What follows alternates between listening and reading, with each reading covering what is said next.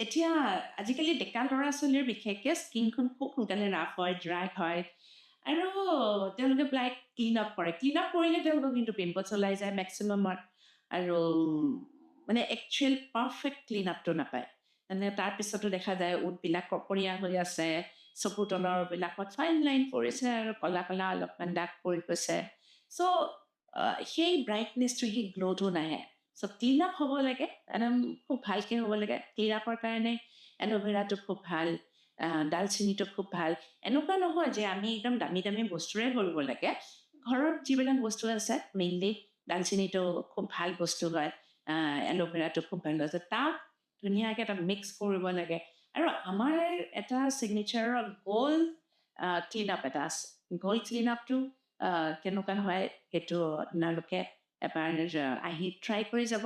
আৰু বেছি সময়ো নালাগে, খুব কম সময়তে হয়, একদম গ'ল্ডৰ নিচিনা গ্ল'টো আহে, বিউটিটো আহে।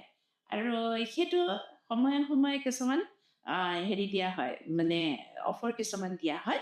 চ' look for the offer and do it. And you will find it quite a difference. আৰু সেইটো কাৰণে আপোনালোকে তাৰপিছত বাৰে বাৰে মন যাব কৰি থাকিবলৈ। Thank you.